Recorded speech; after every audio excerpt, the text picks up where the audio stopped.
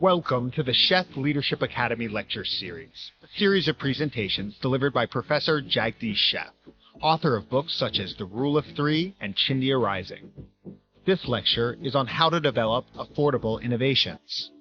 Innovation has become the obsession of the world since the economic recession of 2008, and it is not limited only to advanced countries, but also among emerging economies.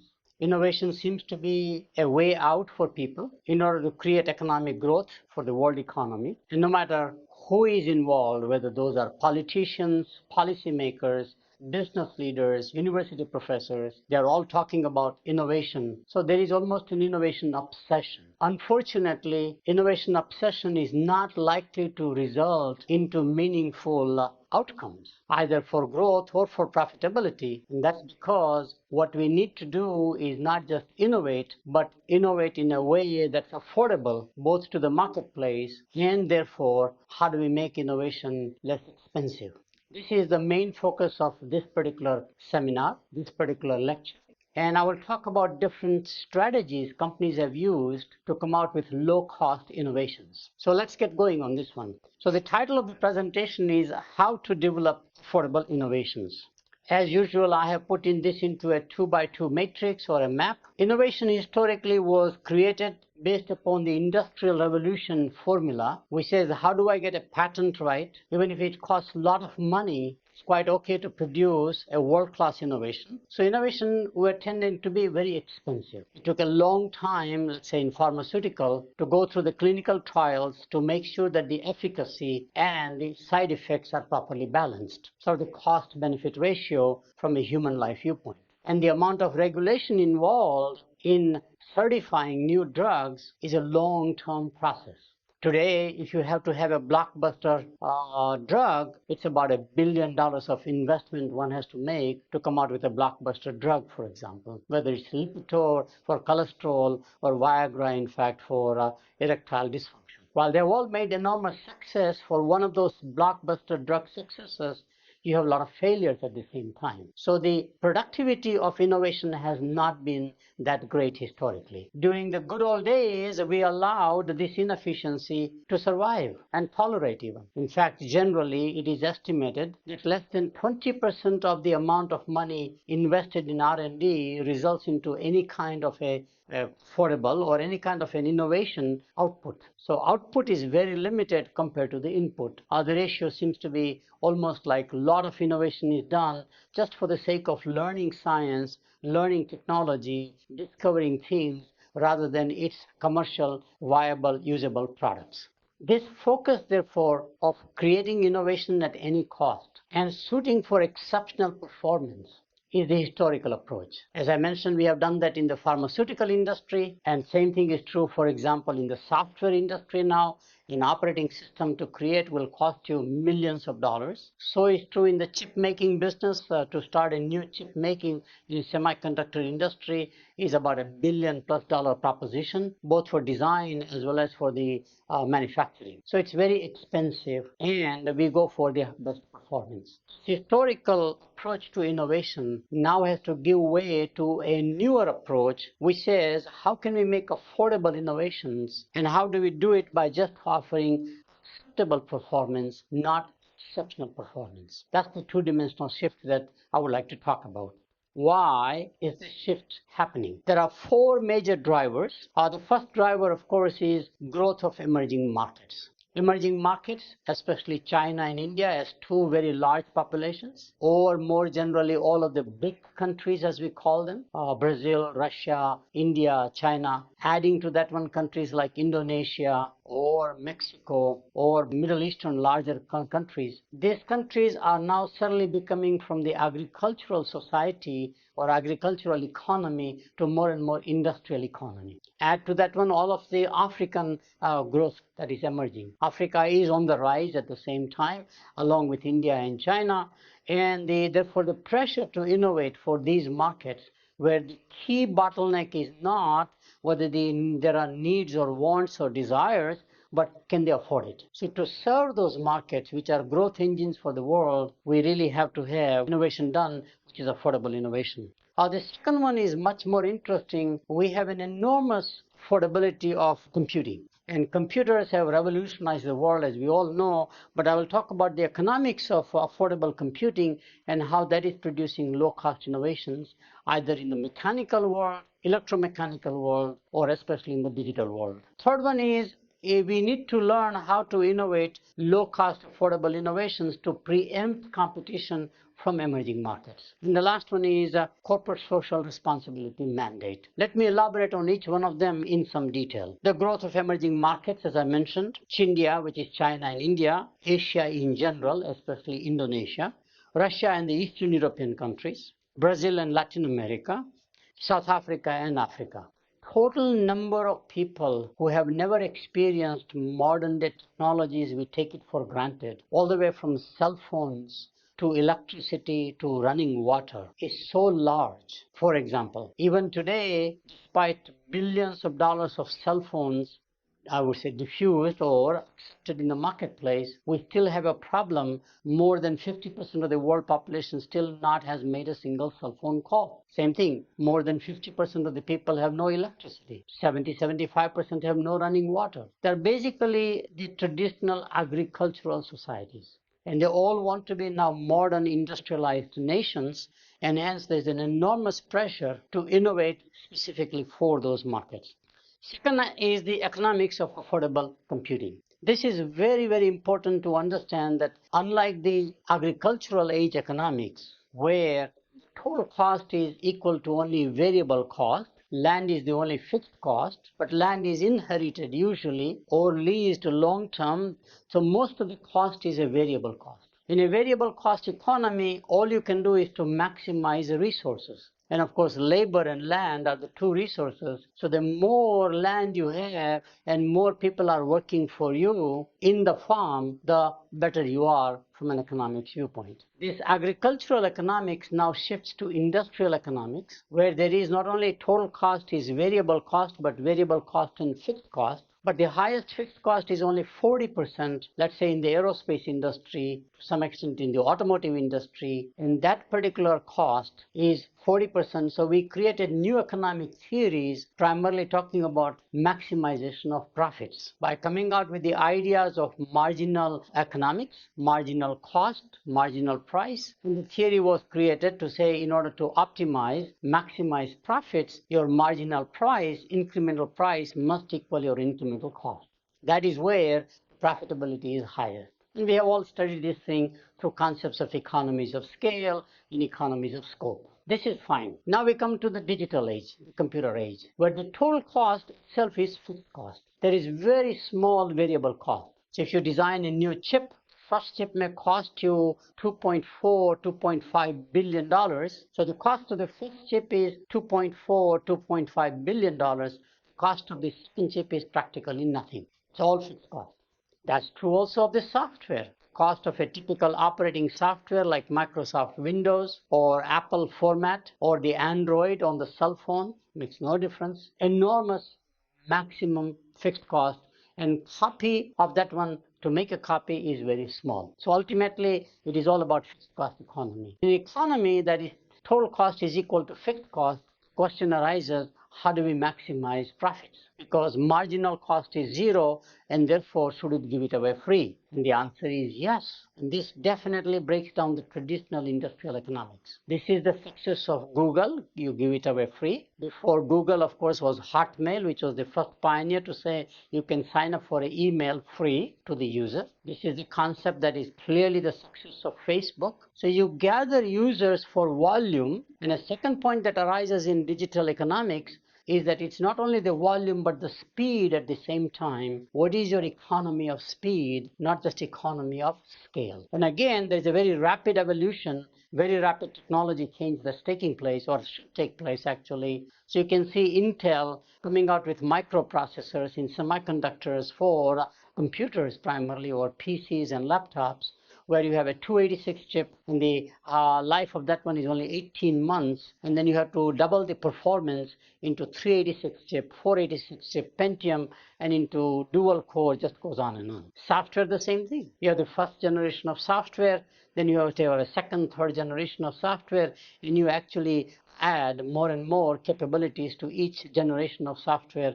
And this is, by the way, equally true for all the applications that we see today, especially on the iPad and iPhone format of Apple. So internet and social media, basically bottom-up approach. Argument is that you need the volume. Volume is always greater in the mass markets or consumer markets. Volume is least in the government military market, who they may buy a few units only. You're talking about millions of units versus one unit. Consumers, you can change them more rapidly also as opposed to business customers. So the traditional approach to innovation used to be that you invent for the military, who pays for your R&D. Then it goes into the industrial sector, then ultimately into commercial or small business.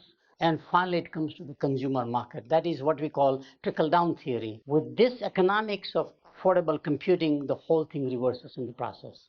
And therefore, the scientists have to understand that it is actually in their own interest in digital technology to invent the cell phone technology, not the network technology. But most scientists are trained to go for very complex solutions as opposed to small, affordable solutions. Reputation on the campus, the way you win contracts from government agencies, etc., is for more complex problems rather than very simple, affordable solutions by and large. So this comes in the way. So today we have a bunch of examples. If you look at the price of tablets, for example, and smartphones, they're crashing over time. My memory is actually the DVDs, for example, which is interesting how it used to be a standalone product. It got integrated into most of the televisions, and the prices have crashed. HD TV, incredible capability, but it's not at all unthinkable that I can buy a complete HD TV on a flat screen technology for under $100 in about a year or two. It's basically giveaway. This economics, we have to understand how it impacts on innovation. Third area is to preempt emerging market giants. The competition is no longer among advanced countries such as US, Western Europe, and Japan. Competition has been emerging more and more from emerging economies. We have seen the rise of very large-scale multinationals from Brazil, Mexico, Indonesia, India, China, Russia, depending upon the industry. And they're becoming global enterprises more and more rather than remaining domestic enterprises. So state-owned enterprises from China, such as Huawei Technologies, has become number one compared to Lucent Alcatel, which is a merger of two very large Western advanced country multinationals. They have innovated in the older ways, very expensive and exceptional performance, whereas the Huawei Technologies people are working at the bottom-up level by and large, going into the cell phone infrastructure technology as opposed to the landline infrastructure technology, and offering those products into other emerging markets, starting with China, going to Africa. Now they're gunning for India market, and eventually they're going to go for advanced economies. This is radically a different thought altogether. In Western world, otherwise we innovated for the Western markets, which had a more affordability, and then we somehow said how we can take it, in fact, to the emerging economies, especially those segments in emerging economies that can afford our technology. This is a reverse process altogether. We have seen this thing with InBev, which is a Belgian but technically a Brazilian company, which is a global beer company, and they bought out, obviously, Anheuser-Busch, which is the best beer company and the largest in the world at one time. Same thing has happened to Miller Brewing Company. SAB actually is a South Africa brewing company, and they bought out the second largest beer maker in America. We have seen similar one in the drugs and pharmaceuticals, where generics have come from companies like Dr. Reddy's in India. Cipla is another company, and there are many more companies which are producing enormous generics. Now the main pharmaceutical companies are jumping in to say we need to be in generics ourselves, or license our technology to a particular preferred partner who will make generics for us, and we can distribute that. Very radical thinking again. And as I mentioned about Huawei Technologies in the hardware area, across industries, both IT side and telephone side. And of course, we see similarly the Indian software companies such as Tata Consultancy Services, which is becoming truly global, Wipro, another company becoming very global, Infosys, about 4 or 5 major IT services companies. Each one has already crossed $7 to $8 billion in size, and they're gunning to become $10 billion companies each, and therefore total Indian software services industry is estimated to be between $70 to $100 billion essentially. The last area is very, very important, and that is the rise of corporate social responsibility. Companies are under a lot of pressure to innovate in a way where the product is more inclusive. As I mentioned earlier, products were not designed from the affordability viewpoint, and therefore one could make money on very small percentage of the population. For example, 5%, 10%, 15% of the people, you will have a break-even point where your fixed cost is recovered, and of course you can easily then make money. That's the traditional model. But that excludes a large population from getting benefits of inventions and discoveries. So there is now a very huge policy mandate, government urging business leaders to think inclusiveness. In other words, for diseases like HIV, malaria, it is now pretty much saying you can't ignore these markets because they are not profitable. You need to figure out how to innovate in a way so you will be profitable and serve the market. We have similar concerns about sustainability. Sustainability concerns are rising primarily because the only showstopper of the rise of emerging economies, such as India, China, Brazil, Russia, etc., is not technology, it's not capital anymore, it is the environment. If you think about the environmental degradation that has taken place over the last 150 years on a relatively small population, think about the enormity of its impact. Is it sustainable or not? There's a lot of questioning that is being made, and governments are now actively engaging in a dialogue with the industry to say, how can we make sustainable production in sustainable consumption? And in fact, most large companies today are very much into sustainability. They are appointing chief sustainability officers, changing the way they make their production so that there is less waste, more recycling, less use of the environmental resources, whether it's a paper pulp on the one hand or energy on the other hand. And similarly, coming out with products which are smart products, products that use less energy, for example, products that produce less waste, all this stuff, which we never thought about it at one time because sustainability was not a part of the corporate mandate. And the last one, and my favorite, is there is a rise of what I call purpose-driven organizations. In fact, I will have a separate presentation on how world-class companies make money through passion and purpose. My colleague and I wrote a book in this area based on research for about 3 to 4 years. And my view is that I think purpose-driven organization is the next evolution in terms of corporate thinking, which says that we need to think about innovation from a different perspective altogether than strictly the scientific perspective. So Body Shop is one of those companies that you have all heard in the cosmetic business, not using animals whatsoever, in fact, to do testing. Patagonia is another company which is equally very famous, that they are sensitive toward the environment, sensitive toward proper consumption, mindful consumption, and therefore they tend to be more what I call purpose-driven organizations. I have two observations as to why this shift from expensive to affordable, or high cost to low cost, exceptional performance to sort of acceptable performance is absolutely vital. First observation is that developing affordable innovation isn't just optional, it is key to survival and growth. Secondly, if necessity is the mother of invention, that's what we always talked about in the whole literature about discovery, exploration, inventions. Inventions are not the same as innovation, so I've coined a new phrase, affordability therefore is the father of innovation. So no matter how you invent, what you have to do is to take that invention and make sure it is made into an affordable, commercially viable innovation. And that requires a lot more involvement by other stakeholders. A company cannot do it by itself even for that matter, and hence the phrase, if necessity is the mother of invention, affordability is the father of innovation. Surprisingly, to me, it is really deja vu all over again, as the saying goes. It is all about growing the total market and less about gaining market share from competition. So mobile phones for a long time did not take market away from landline phones, but simply grew the total market.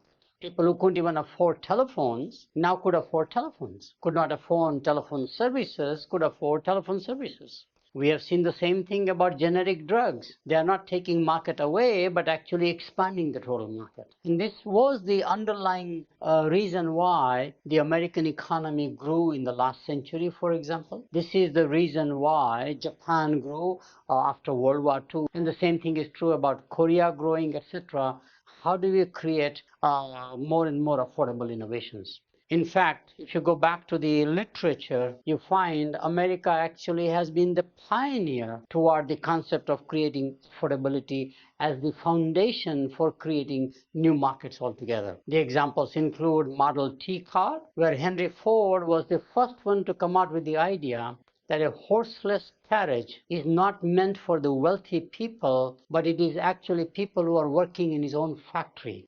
For can you make a car that will be durable but also affordable at the same time? And that concept is repeated now, as we will show you later on, by innovations like the nano car in India by Tata Motors. But nano car is just one example. There are many, many more small car innovations which are made product safety, reliability, quality, but also very affordable at the same time. A huge discontinuity from the prevailing costs and prices to a level that is unimaginable, almost 5 times, 10 times cheaper than what would have been possible otherwise. Same thing was true about Kodak cameras. It used to be strictly professional photographer market. It was meant for somebody to have livelihood, or if you are a wealthy person, then you can have this as a hobby. But Kodak cameras became primarily a consumer product. And they came out with Hawkeye, eventually other disposable cameras by and large, and rest is the history essentially.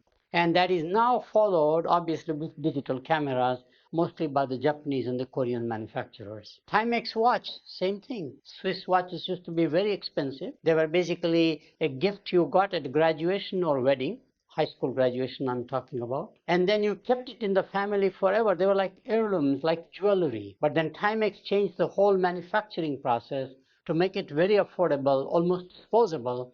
Therefore, a young child, you could afford a watch for the young child. And the rest is history. Timex became the largest watchmaker, and this is followed now by the Japanese in terms of the Seiko watch, for example, or Citizen, and a bunch of watch companies the same way. So this is all over again, same thing that we did earlier a century ago, and therefore we can figure out how to redo it again and go back into the spirit of focusing on affordability as an obsession in the corporation, not just innovation as the obsession. So how do we do it?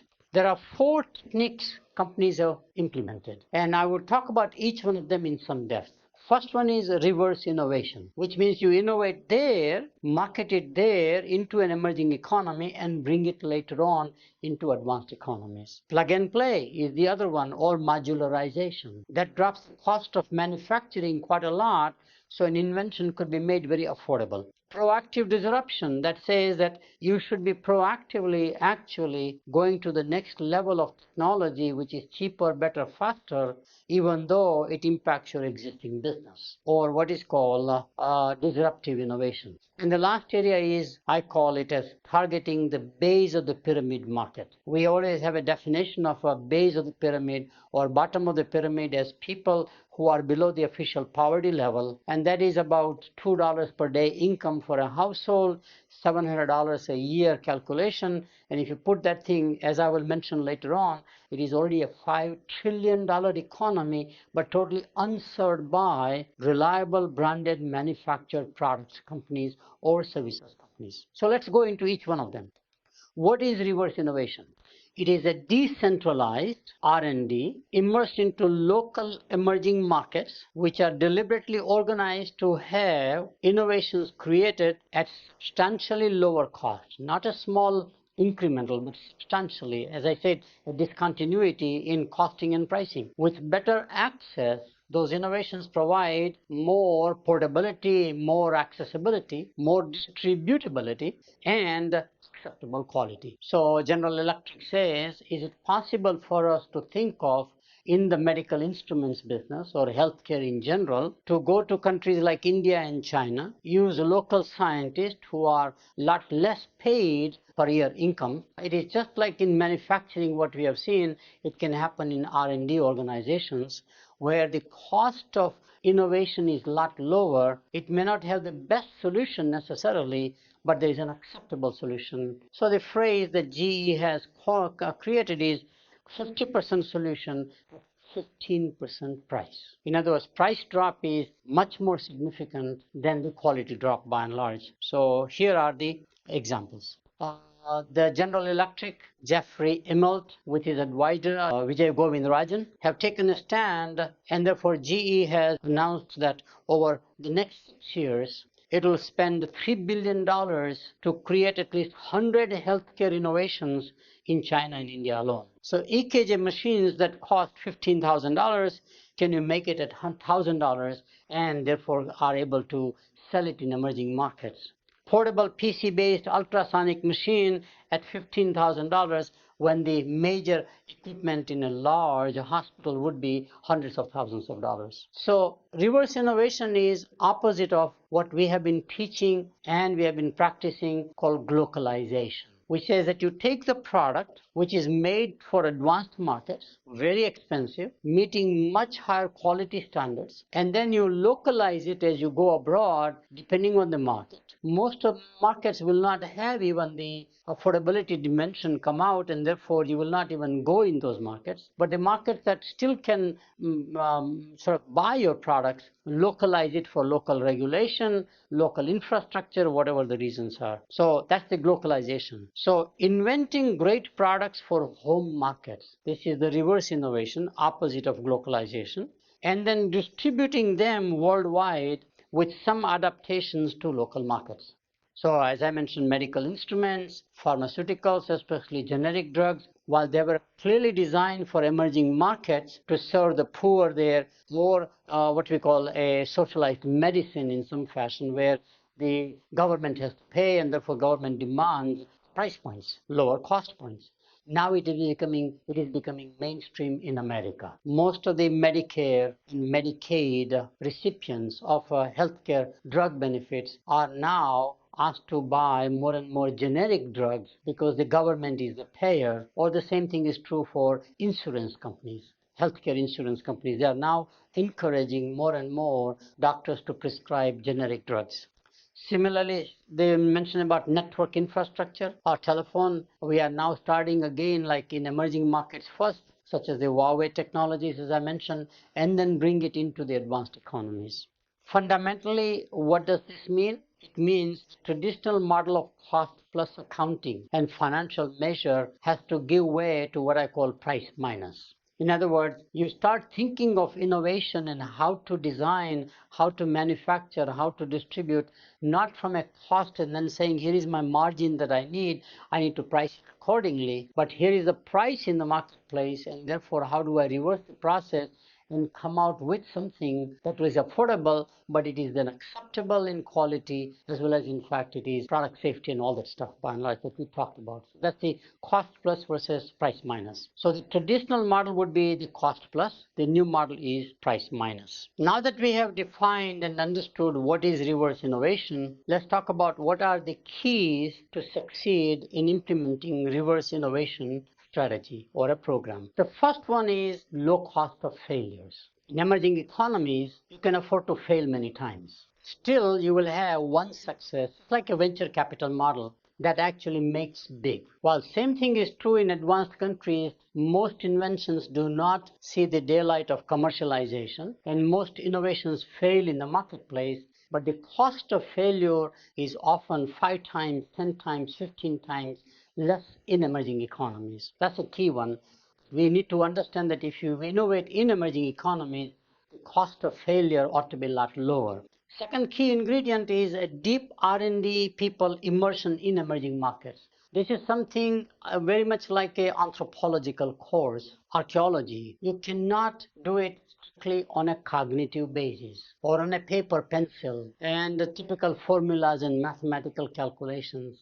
You have to immerse yourself in that local economy. We have to understand the context, not just cultural context, but the physical infrastructure context, the distribution context, the usage context, whatever it is. And the only way one can do it is to have the R&D people who are trained in the Western countries actually go and immerse themselves and live into the villages, into the rural population, into the urban slums in some fashion, and understand the current usage of products and how do we replace them with better quality and more affordable products in the process. This is what I would call the R&D Peace Corps. Just like Peace Corps, we really wanted to have ambassadors of America go out and understand local cultures so you can empathize with them better. I think the R&D community needs something very similar. There's a deep immersion, not by operating managers, not by marketing people, not by salespeople, but actually, in fact, by the scientists themselves. The third one is that you innovate there, but often the market may be in advanced countries, because in advanced countries also we have lots of neglected segments. There is a base of the pyramid market even in advanced countries, and such as, for example, United States, which is a large market with quite a lot of unserved markets. So quite often you innovate there, but market here. Next point I want to make is that once innovations have proven themselves in emerging markets, they must be taken global. The old model used to be either you do globalization, take the Western innovations and adapt it to local conditions without affordability as the driver, or you innovate in the local culture, in the local markets, but only meant for that. Soft drinks, very good examples. Technology at one time, especially telecommunication technology, good examples. But now it says that you must innovate not only for the local market, succeed there, but once you do it, you need to take it global. In other words, one emerging market is just a microcosm of the rest of the emerging markets. As I mentioned earlier, Huawei Technologies, while they really implemented the wireless technology infrastructure-wise into the Chinese market, they immediately took it out to Africa and other emerging nations, but eventually in advanced countries. That's very important. The ultimate goal ought to be that this technology, as it becomes more and more viable, more and more acceptable, has a reverse flow from emerging economies to advanced economies. This may require pioneering radically new applications in advanced countries, establishing lower price points, and even using the innovation to cannibalize higher margin products in rich countries. And that last one is the most difficult one because you have the operating managers, business unit heads, product managers who have a profit and loss responsibility, and they would obviously not like to cannibalize a high margin, low volume product with a low margin, high volume product, because their own incentives, their own measurements will not be in their favor by and large. But this is absolutely the crucial aspect, and companies that can create a culture of reverse innovation will succeed in creating affordable innovations and therefore become at least a defensive mechanism, if not a competitive advantage. Before I go to the next area, examples of reverse innovations, as we talked about earlier, are generic drugs, which are becoming mainstream in all advanced countries. Micro-lending that began in a country like Bangladesh became popular in India. But today, micro-lending and banks that offer lending to consumers or to merchants or to entrepreneurs who can't do it any other way, they don't have access to capital, has become a mainstream funding or a financial service offering. And I've seen the same thing with tractors. A company in India called Mahindra and Mahindra learned how to make tractors for the Indian market, localized physical conditions like dust and dirt and non-paved roads, brings now the same tractor technology into US, builds a plant, and in the small tractor with lower horsepower, they become a dominant successful player. Very similar to what the Japanese did with the automobiles in the 80s, and the Koreans did with other products such as consumer electronics and even automobiles in the 90s, for example, such as Hyundai or Kia Motors as auto examples. Same phenomenon, it is repeated again and again. So that is clearly one technology or one approach to low-cost innovations. The second low-cost affordable innovation program is what I call plug and play. What is plug and play? Fundamental concept is modularization of the design of the product itself such that you have interchangeable parts, and therefore manufacturing is a lot more flexible, and therefore I can come out with endless variety to serve as many different markets as possible without increasing my cost of making custom products for each one of those markets. In other words, let the market customize it rather than company customizing at the factory. Fundamental difference. We often call this as mass customization. In many ways, the examples are staring at us. IKEA out of Scandinavia. Furniture was very expensive in those days. Wealthy people could afford furniture and then would pass on in the families as a family heirloom. Furniture was not a mass market, mass-produced product. In Europe, the prices were even greater than in America. So IKEA came out with the idea that I can design for more middle-class families with a little more fashion orientation, like an avant-garde, into, in fact, a lifestyle brand, which is modular furniture. Absolutely incredible success story. What they began in Scandinavia, they've gone all over the world, essentially. Furniture is a good example about modularization. Software switches have been just like that. Telephone switches, when they were mostly electromechanical hardware, like crossbar switch at one time, analog switches, digital switches came only recently, but with digital telephone switches, central office switches, or what is called PBX, which is an enterprise switch within the large campus or a corporation. Now you update and upgrade both the billing systems, BSS as they're called, and operating system software through software upgrades. As we see today, software upgrades is pretty much a daily event where every major software application software or a platform software says, would you like to have a free download of the next generation of software? It can be modularized.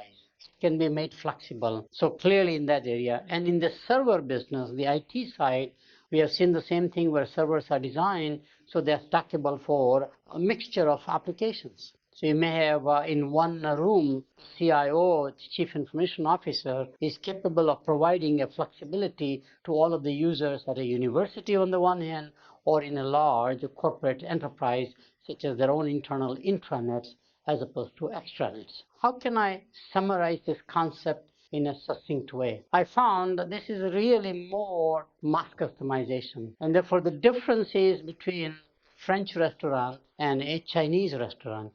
In a French restaurant, the chef, who is often the owner of the restaurant, has gone through a lengthy academy to learn, a culinary arts school, to learn very precise recipes, exceptional performance. The meal is so unique, but it is very expensive. People go to eat at a French restaurant occasionally, such as, for example, a wedding anniversary, maybe a birthday, sort of a unique situation. So how often do they go? They don't go as often. Prices are very high.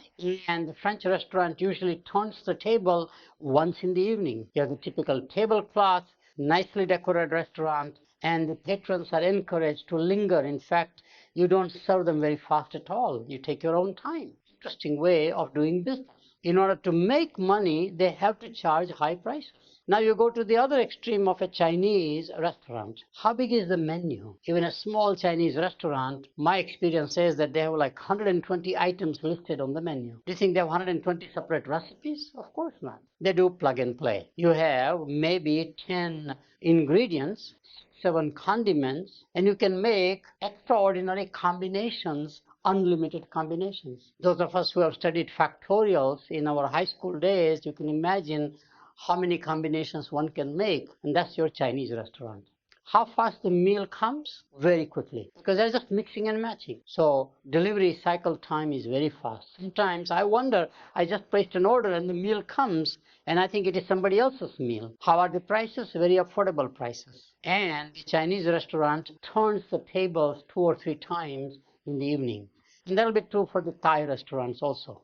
By the way, of all places, the island of Malacca, in the 80s when I visited, it used to be a lepers colony at one time. They had opened up for tourism. I went there and I found even McDonald's cannot make money in the town. It's mostly tourist people, maybe less than 4,000 or 5,000 locals who live there to serve the tourism business. But there were 2 Chinese restaurants thriving and making money. Chinese had figured out low-cost way of serving meals. So it is cheaper, faster, better.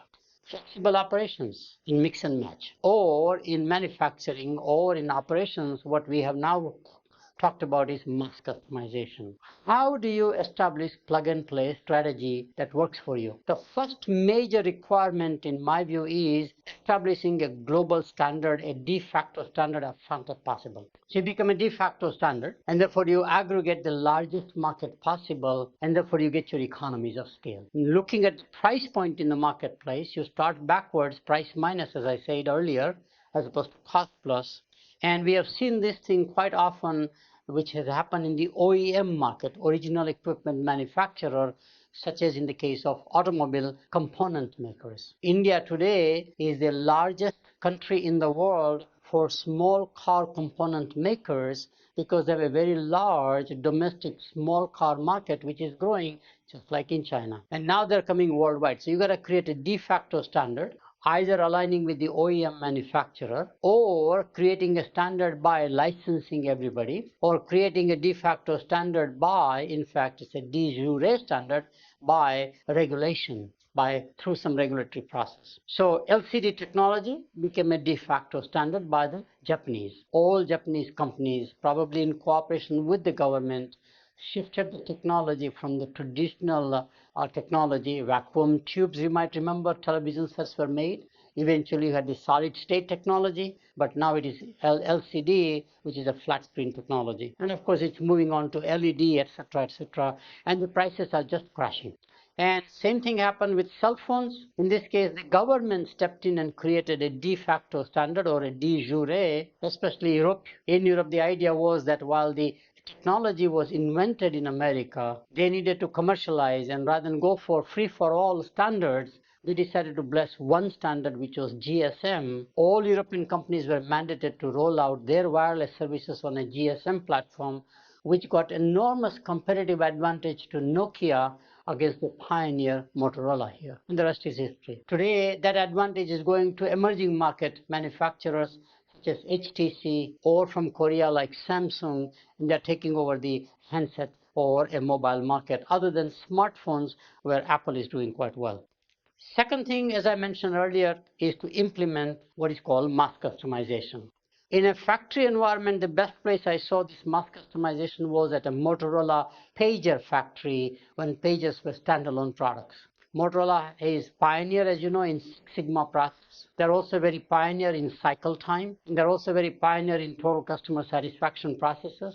So this is a part of the cycle time. What they did was to modularize components of making a pager, just say size, shape, color, for example, guts, whatever they are. And you can mix and match, and once they change their manufacturing to what is called flexible manufacturing or mass customization, the cycle time dropped from 4 hours to 4 minutes in making a pager, zero inventory, because it requires just-in-time supply, and you could now customize to each individual merchant markets, a retail store like Circuit City or Best Buy, whoever sold it, or pager service offerings, just like cellular telephone companies. I've seen the same thing happen at Legs Pantyhose, one of the great companies I have admired, not only in pioneering the innovation, which is making a pantyhose and putting in an egg and distributing through convenience stores, but each rack, and there must be 120,000 racks just in America alone, each rack is a profit center. Most of the pantyhose is a replacement product. Women buy the same pantyhose as they bought last time. All of the truck drivers are women truck drivers. They make a whole sweep of the nation twice a week based upon the level of selling that has taken place at specific SKU, stock keeping unit. So for example, in Manhattan Island of New York, the east side wealthy affluent people will buy one type of variety. On the other hand, the African American, which is the Harlem side, will buy another variety. Puerto Rican or Spanish Harlem, as it is called, will buy a third variety. They can customize all the way to a rack level, which means I can have one factory produce enough things which ultimately through distribution I can distribute it in fact all the way to individual rack level, which is a very local market. So that's a good example. One develops a migration path is a second major area in plug and play, which means whatever platform you have created which is flexible, you are now migrating the customer to the next level, In software upgrades, this is very obvious, in fact, a mandatory strategy. And on applications, we have seen the same thing today, like on an Apple application, a bunch of 200,000 applications, each one having a migratory path. This migration path was pioneered at IBM in the old days in mainframe computers. Intel practiced it very well. We call it in packaged goods industry cannibalization in some fashion, but it's very interesting. So one more key characteristic of plug and play is that you must build in a migration strategy also. The third low-cost affordable innovation program is what I call proactive disruption. Proactively embracing disruptive technology to ensure future survival and growth. The key emphasis is proactiveness.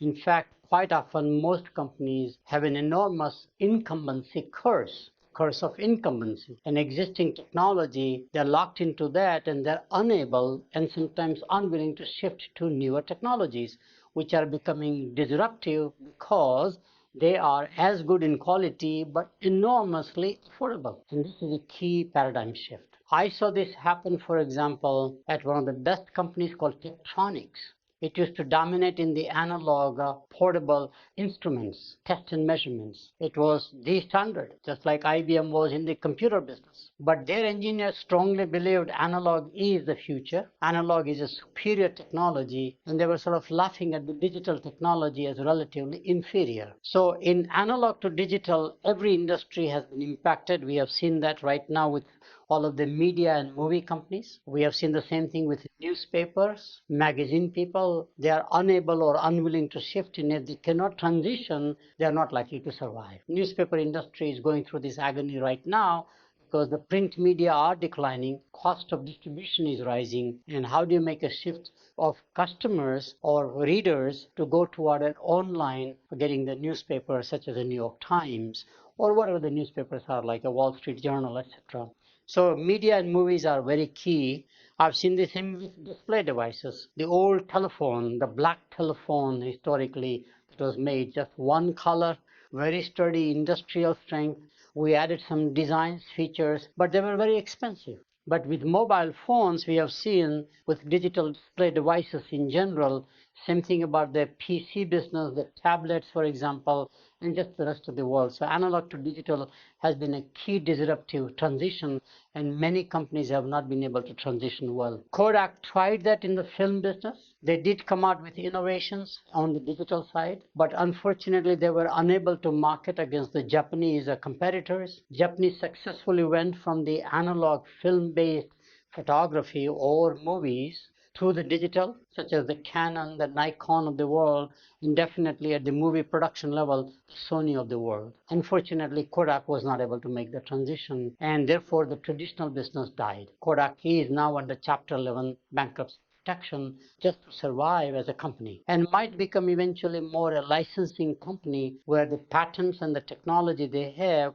they're able to license to others to make it and make money just as a royalty generating company. Third area, of course, we can talk about around here has to do with a disruptive technology that is taking place outside of the analog to digital, such as alternate energy. While the first round of alternate energy innovations failed miserably after the first energy crisis of 1974 to 78, we innovated solar technology at that time, definitely wind technology. Governments put a lot of money behind. We had wind farms in Palm Springs, California. Huge incentives were given, but they all failed. But this time, I believe alternate energy is real and will become more and more acceptable and affordable in the marketplace. It may happen partly through regulation, just like lead-free gasoline, where government mandated that most of the engines have to be compatible with lead-free gasoline, that the pumps and the distribution system has to offer lead-free gasoline. We have tried that with diesel also, same way.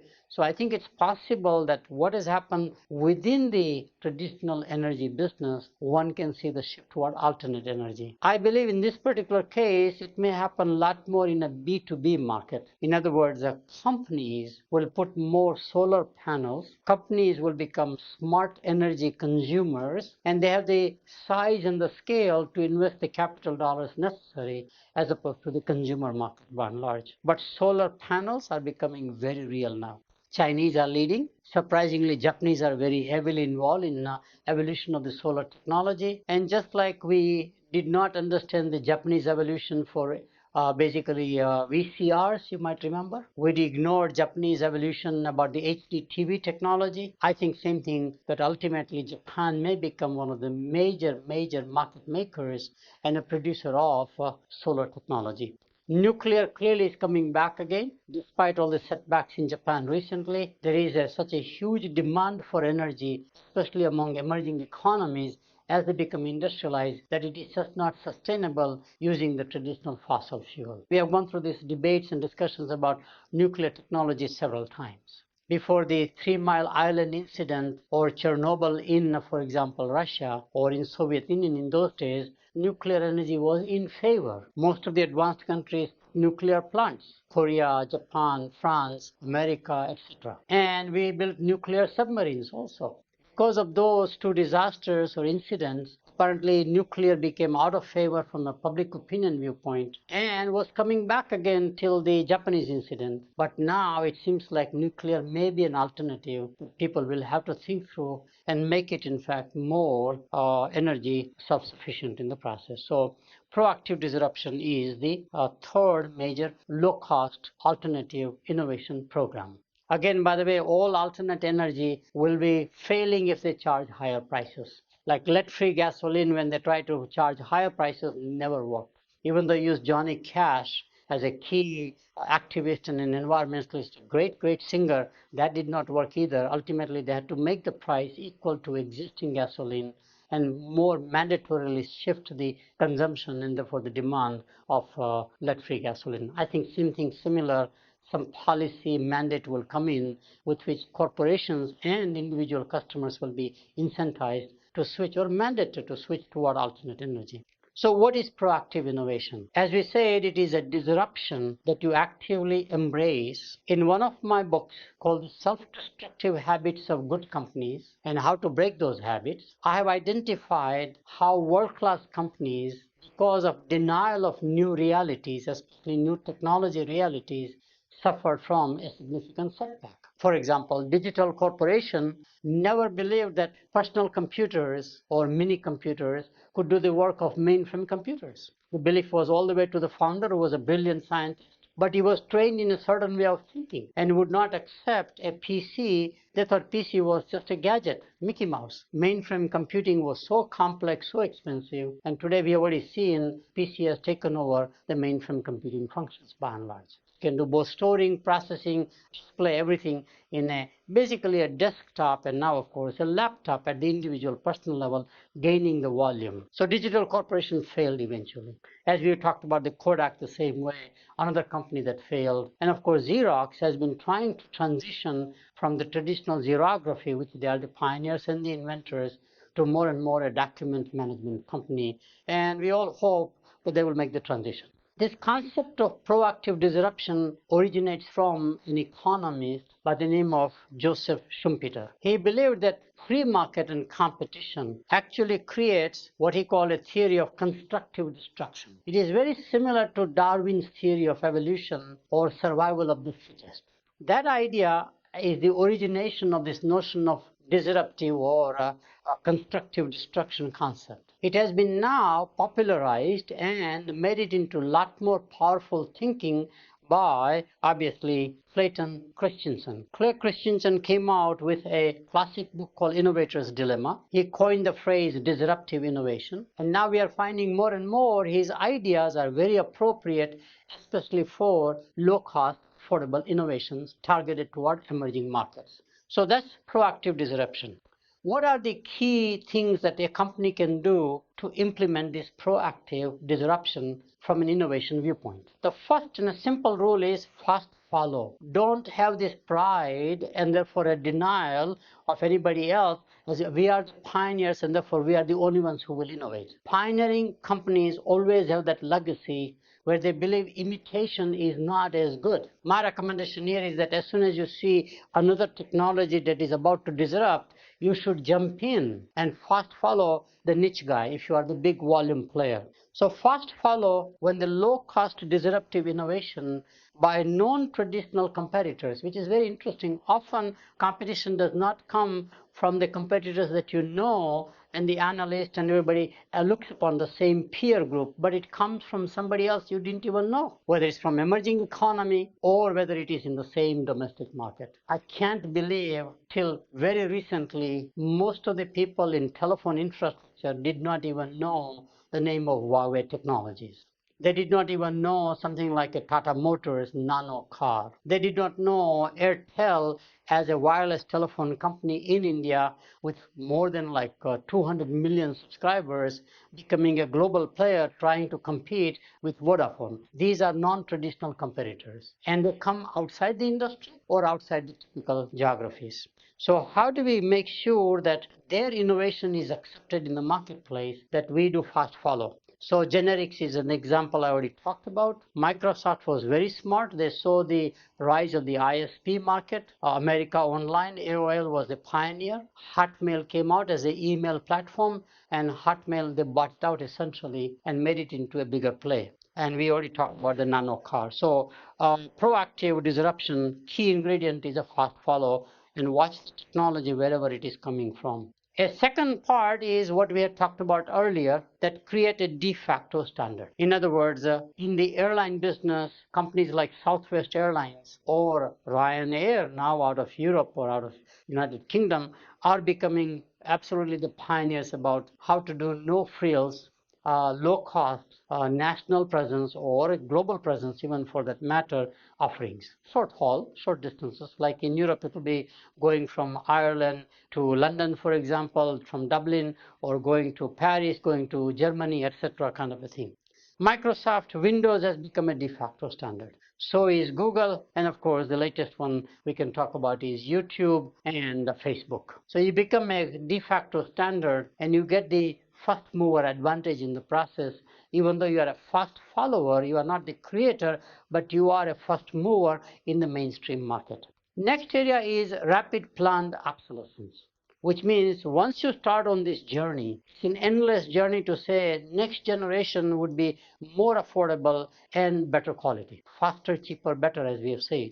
And therefore, companies like Intel have maintained their significant market leadership position in the semiconductor business by going through, in fact, as I say, 286, 386, 486 Pentium, etc. progression. And we see the same thing today in the smartphones. So it basically says you must have a rapid planned obsolescence, as HD TV manufacturers are also practicing right now. The fourth major low-cost affordable innovation program that I've identified is to target what I call base of the pyramid market. Originally, the concept was pioneered to focus on what is known as the bottom of the pyramid market, which is a worldwide population below the official poverty level of $2 per day income as defined by United Nations, and all nations seem to have agreed as a definition of poverty level. C.K. Prahalad was the professor who pioneered this idea that there is a fortune at the bottom of the pyramid. It has got some criticism, but the idea is very germane that one can literally create innovations targeted toward their market. So you're not exploiting the market, but you are serving the market. Very key difference in the attitude and the mindset of the management. So I've changed the word to base of the pyramid. And if you just look at the number of people population and calculate the amount of income they are earning, it is a $5 trillion economy that the traditional industrialized manufacturers and service providers don't even touch it. It is served by unorganized segments or unorganized market, unorganized manufacturers. Quality suffers quite a lot. A lot of adultery takes place in consumable products. There is no accountability of these manufacturers. And actually, in many ways, that producer who serves this market could actually be transitioned into a quality assured, government regulated proper market. In other words, you do have rules, regulations about product safety, for example. You have rules, regulation about pricing mechanism, the way you advertise, promote, etc., that kind of a thing. So we shift from more traditional approach to serving the market to a more modern, contemporary approach to serving the market. And as I say, the size of this economy is very large, $5 trillion, which is just third largest economy after US and China. It is bigger than Germany, in other words. However, to serve this market requires a dedicated team that is totally focused on base of the pyramid market. And earlier examples that I mentioned are microlending. This was the Grameen Bank success in Bangladesh by, in fact, the pioneer of that Grameen Bank, an economist who has won the Nobel Peace Prize, for example, Muhammad Yunus. And he's a very famous economist, very articulate, very passionate, and he has created a whole movement called social business. I think it's very important to learn not social business concept as much as serving the market. From very exploitative lending that takes place, predatory lending essentially, to the disadvantaged, let's say, consumers in society, where the traditional banks will not lend, and these exploitative lenders charge enormous money, and actually they use physical force for payment back. And most of the payment is only interest, and therefore the borrower is in a perpetual debt forever. Now you make it into an organized business through the concept of microlending. And actually, surprisingly, the risk mitigation, which is the key function in any lending, can be managed by having peer group of 7, 11, 10, 12 borrowers who are all poor people in a given locality have checks and balances. They make their own regulation for no default. I think it's a brilliant model, and as I mentioned earlier, it's becoming mainstream into the advanced countries. Grameen Bank as a name that has emerged in the process. I've seen the same thing in higher education, which is very expensive, and governments are unable to provide the subsidy and the budgets. More and more, the end consumer, the families have to support higher education of their children. And high school is no longer a stopping gap as it used to be, where high school graduation was sufficient. You have to go to college, no matter what socioeconomic class you are in. This is even much more intense in emerging markets. So you see innovation like Open University. In India, it is Indira Gandhi National Open University has more than 3 million students on a whole national basis. They are both a physical, in the sense that they have physical centers where students come to study, just like a university, probably 50 in India, but they also have an online curriculum, and the diversity of programs they offer is mind-boggling, all the way from vocational technical training to a PhD in science. But it's very affordable. So people who cannot get admission into the traditional educational systems because of the admission standards like the entrance examinations. Accessibility is therefore created by Open University concept. Anybody can enroll. Second thing, you can also have affordability. So the two principles tied in around here are affordability and accessibility. And the same thing has happened with mobile phones, which is a classic story.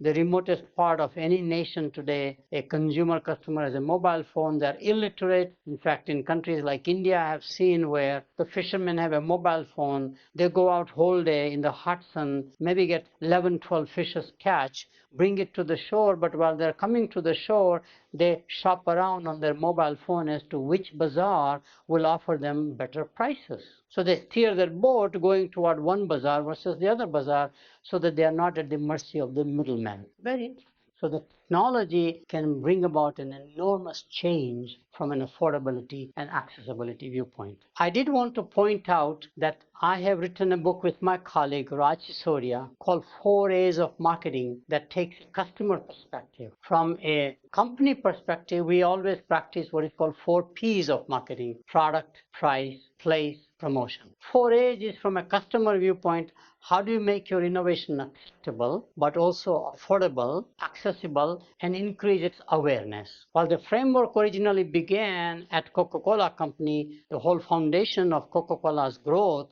and pioneering was not just a secret recipe, but the 3 A's of marketing, as they used to call. Product ought to be acceptable, affordable, and accessible. In fact, one of the key competitive advantages of Coca-Cola Company is access. In the remotest jungles of the Amazon River, if nothing else, you will get a bottle of Coca-Cola, as it is true in any rural market. So accessibility is underemphasized quite often in our marketing program strategy. It is very key, but accessibility is a problem in healthcare in America. To have access to your primary care takes several days. Most people end up going to emergency room. So in advanced countries, healthcare, education have become Similarly, more like the base of the pyramid market. Mass markets have no affordability anymore, no accessibility.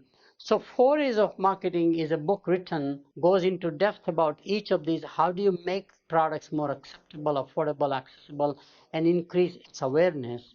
And we have brought that into new product literature quite a lot. 600 cases studies were done by students over time, more than a decade, on 2 campuses. And case histories are very important, where we learn the concepts that are actually practiced by companies to increase affordability and accessibility. So that's really the book that I wanted to mention. What is key in terms of focusing on base of the pyramid market? What are the key success factors? The first one is learn to lower the unit price. It is not the total price, it's the unit price. So single-use shampoos as a bottle would be too expensive. Most of the rural people can't afford that. They cannot stock it for consumption over 3 weeks, 4 weeks, whatever it is. That'll be true for toothpaste, that'll be true for cigarettes. So somebody came out with a brilliant idea. How can I package the shampoo in an individual use sachet? Began pioneering affordability experiment in India, very successful company against all the multinationals. And now it is, I'm told, the largest market and most profitable in Mexico. Single-use shampoos. Single-use shampoos, while we design primarily for a traveler, this is basically a daily at-home consumption. We already talked about the Timex watch, where they dropped the unit price significantly. Nano car, we had already talked about that one. Kodak camera. So ultimate emphasis ought to be on how do I lower the unit price, either by repackaging it or redesigning the product, like the nano car. Make products portable, which is the second major component of succeeding in base of the pyramid market. Classic case around here, way before most of us remember, would be that all the radios before television came in were consoles. You kept it on a mantel or you kept it in the living room and everybody listened to the radio. They were wired for electricity. Rest of the world did not have the electricity, so Sony founder, or one of the co-founders, took the technology invented at Bell Labs for the military called transistors and made that into transistor radios, which are very affordable and of course portable. It required battery as opposed to electricity. And as we talked about earlier, General Electric is trying to do the same thing in the medical instrument business, make it portable. Portability dimension, which is access, is very key in my view. Just affordability is not enough, but you need to design the products which are affordable and portable at the same time. And we have seen now the mobile internet. Internet is now going on mobile platforms. Therefore, access to internet is made more portable in the process. The third element is follow what I call the razor and the blade principle, which means that one way to actually lower the unit price or entry barrier would be to make the razor, in the case of Gillette, basically give away or at cost, and you make the money on the blades. This is very much practiced in printer business by HP now, was practiced by Xerox at one time, where the xerography technology, you had the paper that you sold on which the printing was done, that you made money. And we have found the same thing in the emergency dispatch systems or home security is the same way. You basically install at a very lower cost, but then you pay by each usage. And we have seen the same thing for pay-per-view now, for example, on demand, I guess, movies that you can get, such as Netflix, etc. It's the same principle. What I will do now is to summarize 4 strategies that we talked about: reverse innovation, plug and play, proactive disruption, and the last one we just talked about had to do with a focus on base of the pyramid. While we know all these things, how do we implement in an organization? So what I find based upon research and interviews of the company is that in order to succeed affordable innovation program in a company, you need 5 things to do. First one is provide autonomy to that low-cost innovation team. And I'll give you some examples. Trickle up offerings. Create offerings for the lowest common denomination from an affordability viewpoint, and then move it up to more affordable or more segments who are willing to pay. You organize separately for this particular affordable innovation initiative. Customize specific metrics and targets.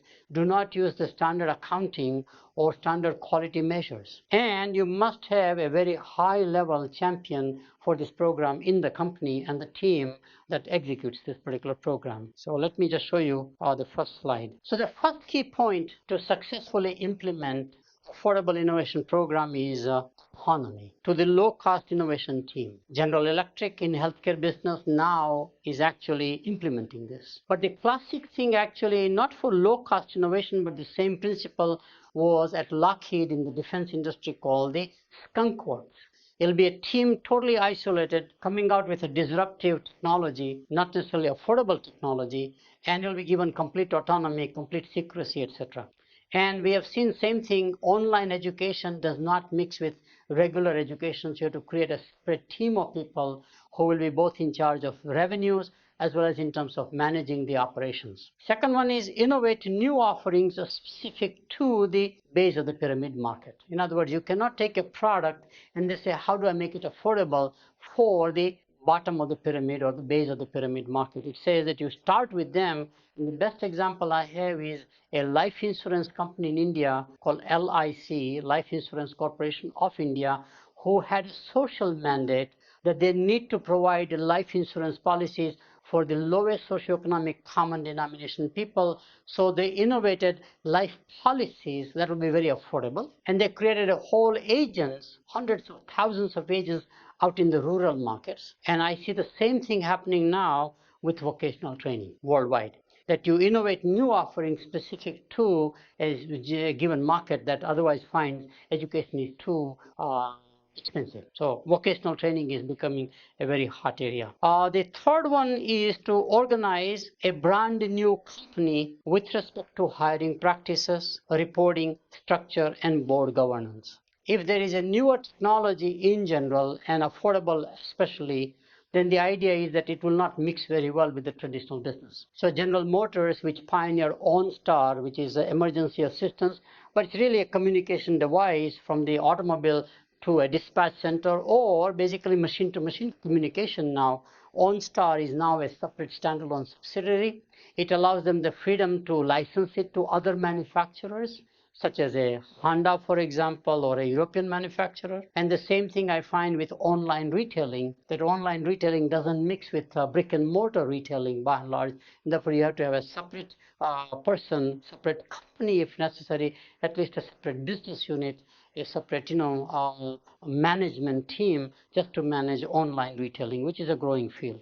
Next one is customize targets and metrics. And this was the key concept built into the nano car, that the traditional measures of quality, safety, financial performance will not be working very well. So now we have a disruptive price that comes in to say, how can you offer a car that will only cost $2,500 when the average price is about $10,000? And you work backwards to say it's price minus, but I need new measures, I need new suppliers, I need everything dedicated separately. So I always recommend have different metrics than the traditional metrics with which to measure your progress. And have the program report to someone higher up. You need a champion. And this is where companies like 3M have found that having a champion for ideas to innovate into markets that are unserved, having a significantly high-level champion is a necessity. While it may become a part of the mentoring and coaching and all that stuff, I don't think that is appropriate. My view is that it is really a mandatory requirement whereby a new program is actually championed by, and that person is held accountable for the success of the program, not just mentoring of the program. His or her incentives are tied towards success. Then only it's going to work, is my view. So let me conclude this lecture. Developing low-cost, affordable innovation is not just a nice thing to do. It is a necessity for future survival and definitely for growth of any company. The four approaches to low-cost, affordable innovations are reverse innovation, plug and play, proactive disruption, and focusing on base of the pyramid market. To successfully implement affordable innovation program, you must organize it as autonomous, standalone initiative with its own human resource, budget, targets, and metrics. 3-4 corporate functions often come in the way from creating low-cost innovations. One is finance, other one is HR, third one is compliance, and more recently, it is the IT technology. And the traditional managers of those will not be able to support these kinds of programs because their perspective is from what they have done yesterday and what they need to do today as opposed to what needs to be done tomorrow. Thanks for listening to this lecture on how to develop affordable innovations with Professor Jagdish Sheth. For more about Professor Sheth and the Sheth Leadership Academy, visit www.shethleadershipacademy.com.